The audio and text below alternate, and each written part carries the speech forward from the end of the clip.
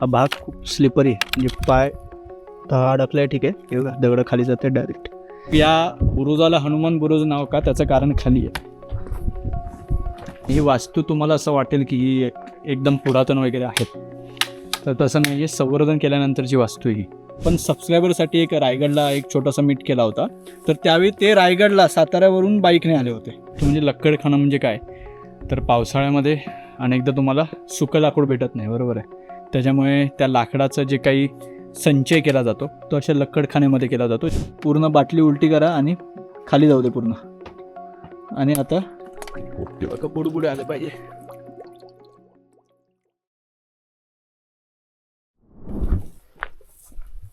ही एक आता पडझड झालेली वास्तू दिसते. आता त्याचं प्रयोजन काय कल्पना नाही. तो नाही चल जरा जपूनच पाहिजे. ठीक आहे, बघितलं. चला या.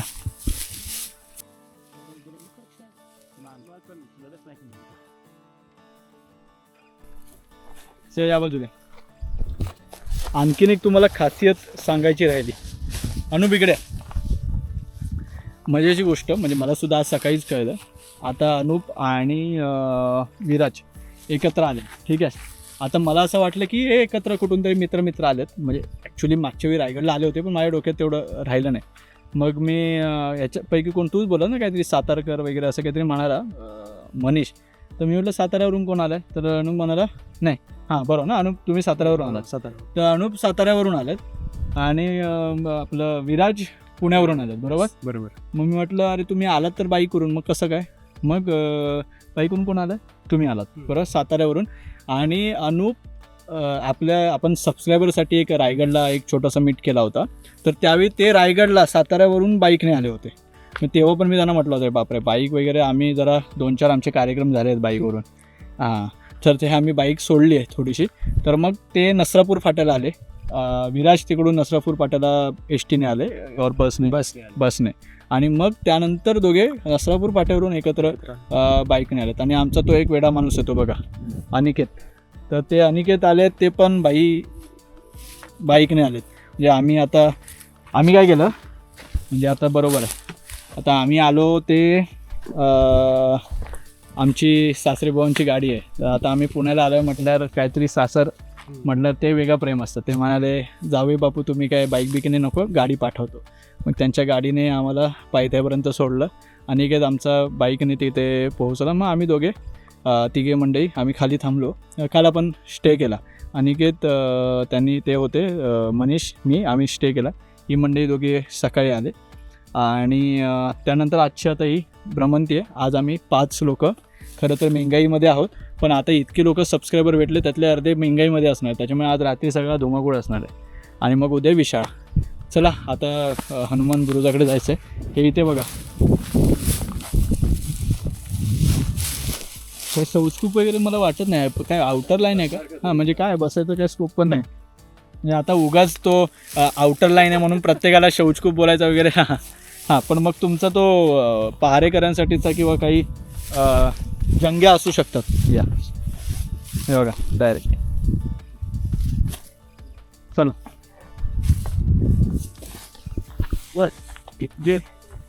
एक काय की रोडविल राहण्याच्या निमित्ताने ही सगळी मंडळी जी प्रेम करणारी मंडळी मला भेटत आहेत, तर ते या प्लॅटफॉर्मचं या रोडविल राणे यूट्यूब चॅनलचं ते पूर्णपणे श्रेय आहे की त्या निमित्ताने का होईना मला ही सगळी मंडळी, म्हणजे मी जनरली टाळायचो नाही का की शूटला शक्यतो, कारण आता सकाळी गौरव कोतवाल वगैरे वैष्णवी अनिल ते सगळे आले होते.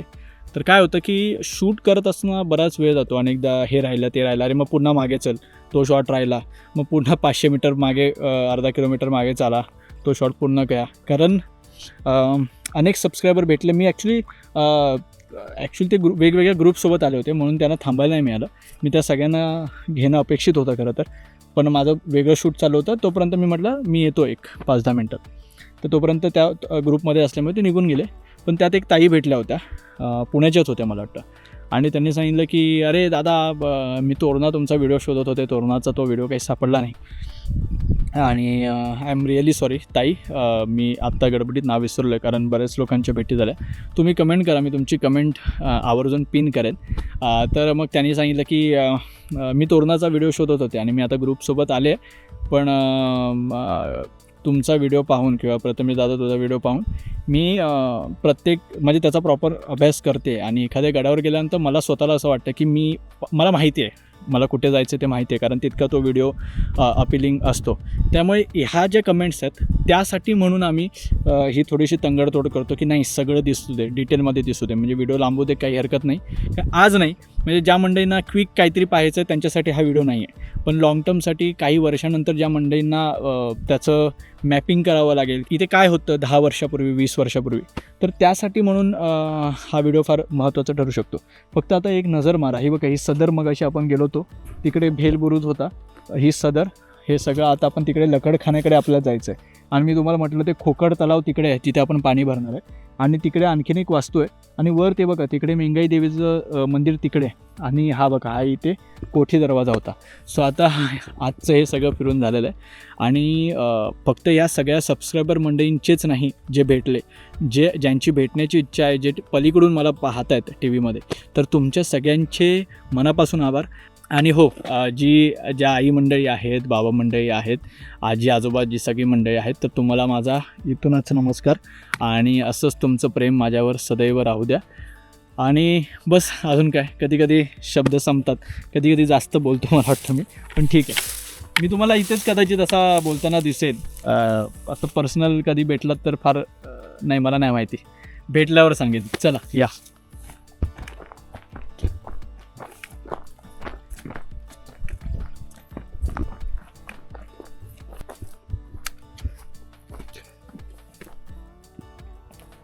हे राव हे असं बुजवतात यार, हे नंतर संवर्धन केलं पाहिजे.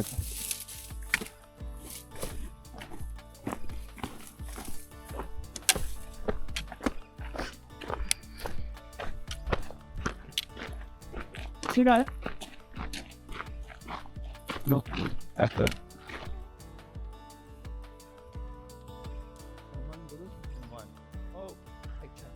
या या या या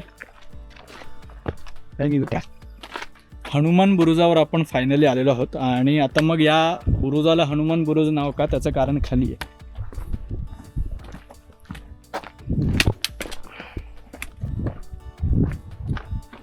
साक्षात हनुमंत आहेत आतमध्ये. आणि आपण जस्ट फॉर उत्सुकता म्हणून आपण पाहूया की ही दिशा कुठली आहे, हे दक्षिणमुखी आहेत का. हे बघा इथे खाली बघा, ही साऊथची बाजू आहे की, आणि दक्षिणमुखी मारुती आणि उत्तरमुखी हनुमान बुरुज आहे. तर एकदा वर या, हनुमान बुरुज पाहूया. अजून खाली तिकडे लकडखाना वगैरे पाहायचं आहे की.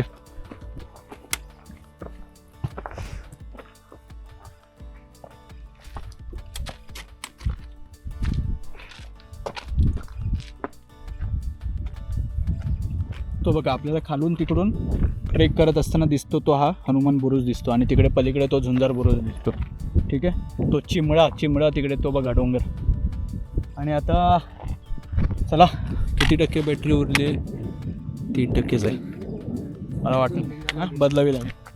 लिंगाणा, अरे हा बघा हा लिंगाणा इथे ते दिसतोय, पण त्याच्या पलीकडे रायगड दिसत नाही आहे, कारण वातावरण तेवढं क्लिअर नाही आहे. तो लिंगाणाचाच कोण आहे ना? हो, त्याच्या पुढे त्या बाजूला त्या बाजूला असं ती रांग दिसते, ती रायगडाची. आपण एक काम करू, आपण जेव्हा त्या बाजूला जाऊ ना उद्या, विशाळावर जाऊ, जर वातावरण क्लिअर असेल तर श्रीमान, माफ करा, दुर्गेश्वर श्रीमान रायगडाचं दर्शन होईल. चला, फार एकदम पुसट दिसतोय. ठीक आहे, तर दक्षिणमुखी मारुतीचं सुद्धा दर्शन झालं आणि हनुमान बुरुजाचं सुद्धा दर्शन झालं. आता इथून निघूया. इथून आता आपल्याला हे बघा सरळ चालत जायचं आहे. तिकडे तो लकडखाना आहे आणि तिकडे बघा ते अनिकेत तिथे आराम करत झोपले आहेत बघा. आणि विराज आणि अनुपसुद्धा पुढे गेलात. इकडे हे बघा, इथे खाली ना थोडं पुढे जाऊया आपण, म्हसोबाचं टाका आहे. इथे समोर तुम्हाला ते तोरणजाईचं टाका दिसत असेल, आणि तिकडे ते तोरणजाईचं ठाण आहे. आणि हा तो बघा तिकडे दिसतोय तो बिनीचा दरवाजा, आणि हे जे गोमुखी रचना आहे तो आहे कोठी दरवाजा. ठीक आहे, तर आता लकडखाना, ती वास्तू, आणि मग मेंगाई देवीचं मंदिर ते बघा तिथे वरती दिसतंय. तर बहुतेक आपण आजच्या दिवसाची सांगता कदाचित कोकण दरवाजाला करू किंवा मग मिंगाईचे तेच आज आपण स्टे करणार होतो तिथेच आपण आजच्या दिवसाची सांगता करूया. चला ठरवूया, जाता जाता ठरवूया.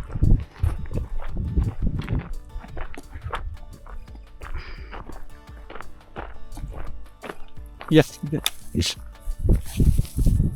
हे बघा, हे म्हसोबाचं टाकं जे सांगितलं ना खाली, ते म्हसोबाचं एक छोटंसं शिल्पसुद्धा आहे, त्याच्यामुळे त्याला म्हसोबाचं टाकं म्हणून नाव पडलंच. तर आता खाली आहे बघा, इथून ही फारच एकदम डायरेक्ट खाली घसरू अशा पद्धतीचं ही वाट आहे, निसरडी वाट आहे, त्याच्यामुळे इथे आपण तर नाही जातो. आपण आता हा ट्रॅव्हर्स मारू आणि त्या बाजूला जाऊया, थेट लकडखाना पाहायला जाऊया.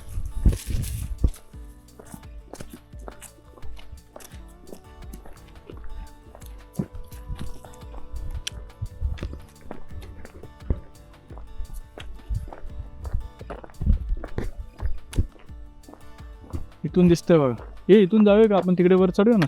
मग ते पुन्हा म्हणजे तेवढं त्या निमित्ताने तरी पण हे रिस्कीच आहे, रिस्की वाटतं.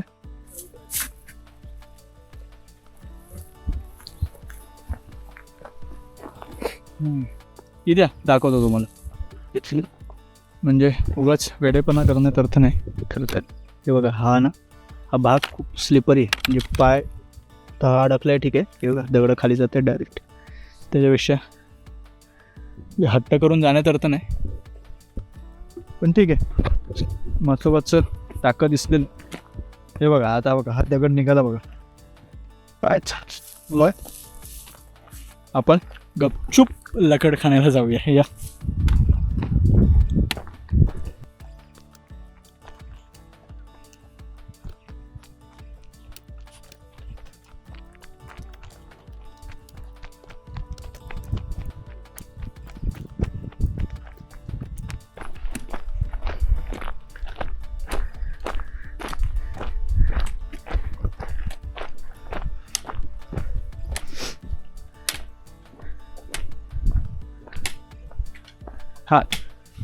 हा आहे लष्करखाना आणि या बाजूला आहे. आपण आता लष्करखान्याच्या इथे पोचलेलो आहोत. तिन्ही मंडळी आपले बसलेले आहेत आराम करत, आणि ही वास्तू तुम्हाला असं वाटेल की ही एकदम पुरातन वगैरे आहेत, तर तसं नाही आहे. संवर्धन केल्यानंतरची वास्तू ही, ठीक आहे. आणि दुसरी महत्त्वाची गोष्ट म्हणजे लष्करखाना म्हणजे काय, तर पावसाळ्यामध्ये अनेकदा तुम्हाला सुकं लाकूड भेटत नाही, बरोबर आहे. त्याच्यामुळे त्या लाकडाचं जे काही संचय केला जातो तो अशा लकडखान्यामध्ये केला जातो, जेणेकरून पूर्ण पुढचे जे 4 महिने आहेत पावसाचे ते त्यावेळी आपल्याला लाकूड उपलब्ध होईल, ठीक आहे. हे बघा, लकडखान्यावरून असं आपण खाली उतरलो आणि ही मधली वाट पकडून इथे एक छोटंसं काळकाई देवीचं ठाण आहे. काळकाई देवीच्या ठाण्याचं दर्शन घ्या. आणि या ठिकाणी एक शासकीय निवारा स्थान बांधण्यात आलेलं होतं. आता ते काय बऱ्याच ते असं म्हणता येईल. इथे सुद्धा काही हानी आहेत देवांची, तर कदाचित काळकाई देवीचं ते असेल का ठाणं असं. कारण इकडे त्या पादुका आहेत आणि इकडे पण हा प्रकार दिसतोय, पण ठीक आहे, सन्मानानं पाय पडूया. आणि आता बरोबर ह्या 2 वास्तूंच्या मधून इकडेच हा इकडे खोकड तलाव आहे. या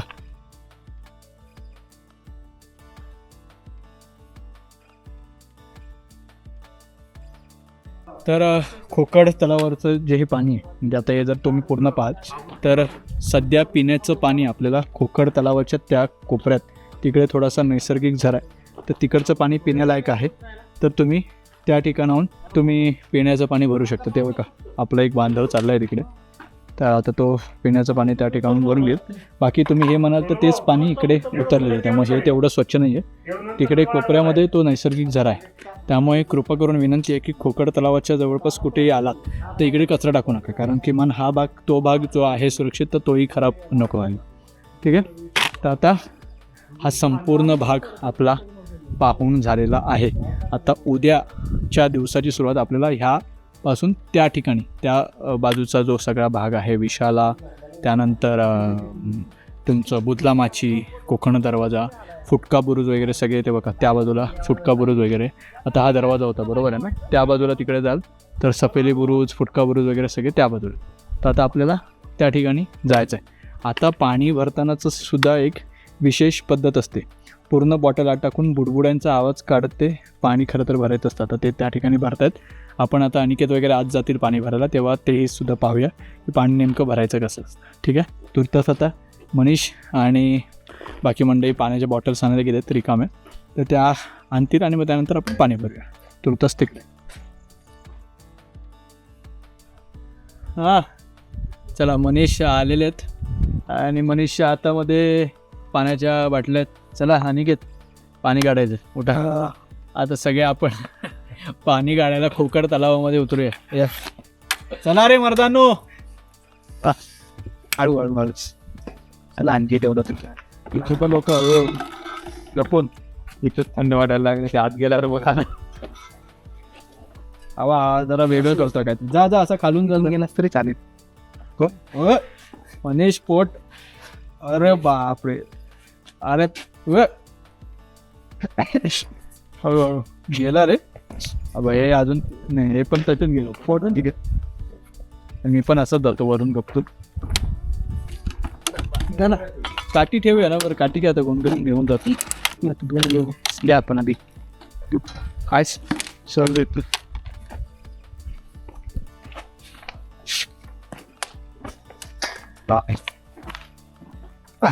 या चला आता अनुप एकच बाकी आहेत. या ना पटकन.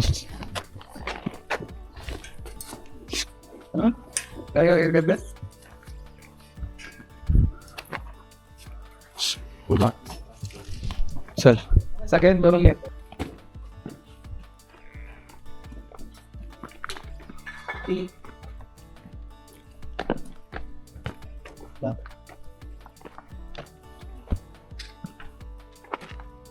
हे का, हे मला वाटतं ना पाणी जर जास्त झालं तलावात तर बाहेर जायला इकडून, म्हणजे ही लेवलच पूर्ण झाली की इथून पाणी बाहेर. त्यामुळे तलाव पूर्ण भरण्याची शक्यता कमी, म्हणजे ओव्हरफ्लो होणार नाही. हे बघा, हे थांबा जरा, सगळ्यांना प्रोसेस दाखवा. हां, पहिलं पाणी थोडंसं आजूबाजूला सरकवा. ठीक आहे, झालं. आता सेकंड, पूर्ण बाटली उलटी करा आणि खाली जाऊ दे पूर्ण. आणि आता बुडबुडे आले पाहिजे.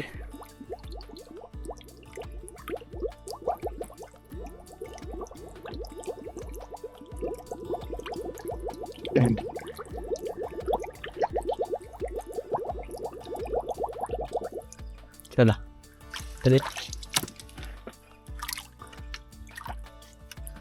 उलटी करून.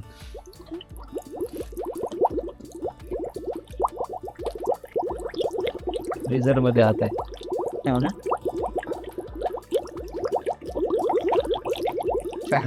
चला झालं दोन. दुसरं तर ही आता प्रोसेस तुम्हाला सांगितली. पाणी थोडंसं साईडला करा आणि ज्या पाण्याचा तुम्हाला तळ दिसतोय त्याच पाण्यात हात घाला. नाहीतर तुम्ही म्हणा अरे हे पण पाणी आहे, मग इथे पाणी. तर असलं कुठल्याही पाण्याचं आपल्याला जायचं नाही. पाण्याचा तळ दिसणं महत्त्वाचं आहे. त्यानंतर पाणी थोडंसं आजूबाजूला सरकवा, बॉटल उलटी टाका, थोडी क्रॉस करा, बुडबुडे येऊ द्या. बुडबुडे आल्यानंतर जे पाणी पूर्ण भरेल त्यानंतर डायरेक्ट काढा. आता पाणी कशी यायचं एकदम मस्त. चला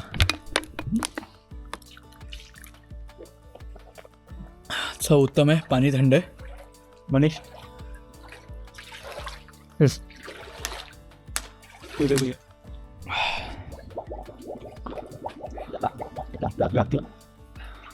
हे जास्त का गार लागलं बॉटलमुळे असू शकतं. चला मग मला वाटतं आपण आज आता इथेच थांबूया खोकड तलावात. तर आपण खोकड तलावामध्ये आजच्या दिवसाची सांगता करतोय. आता आम्ही गपचूप इथून या भरलेल्या बाटल्या घेऊन मेंगाई मंदिरात जाऊ आणि कोकण दरवाजाकडे जाण्याचा आमचा मोह वर गेल्यावर आवरतोय की नाही हे आम्ही पाहू. म्हणजे मी जरी म्हणतोय की या भागाची मी इथे सांगता करतोय, वी डोंट नो की वरती गेल्यानंतर आपल्याला जावंसं वाटेल. काय वाटेल नाही वाटेल नको. थकलेत म्हणे विनिश, ते थकलाय मग वरती गेलाय. तर ठीक आहे, वरती गेलो तरी आम्ही असेच जाऊ, शूट बीट करत नाही. आजच्या भागाची सांगता आणि या भागाची सुद्धा सांगता तुम्हाला तोरणा सिरीजचा हा दिवस 1 कसा वाटला हे जरूर कळवा. कारण आता उद्या दिवस 1 असं स्पष्ट सांगितल्यामुळे हेच शर्ट न घालता दुसरं शर्ट खास आणलेलं आहे. कारण कंटिन्युटीसाठी बऱ्याचदा आपण सेम शर्ट फॉलो करतो, पण म्हटलं आता तो जरा ट्रेंड बदलूया. कारण पन्हाळ्यालासुद्धा आम्ही शब्द दिला होता तसा की बरोबर ना, की सेम शर्ट नको. सो आता इथून बाहेर पडतो आहे, आजच्या दिवसाची सांगता करतो.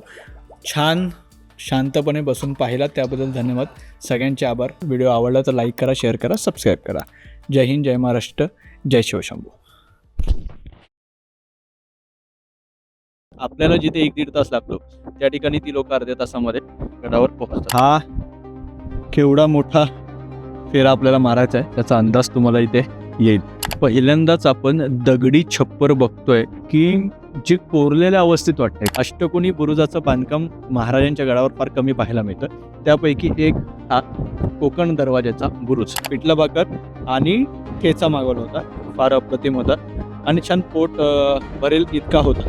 एकट्यानं भुयार मार्गे या बुरुजात येण्याचं वेडं धाडस करू नये, नाही तर बाका प्रसंग सांगून येणार नाही.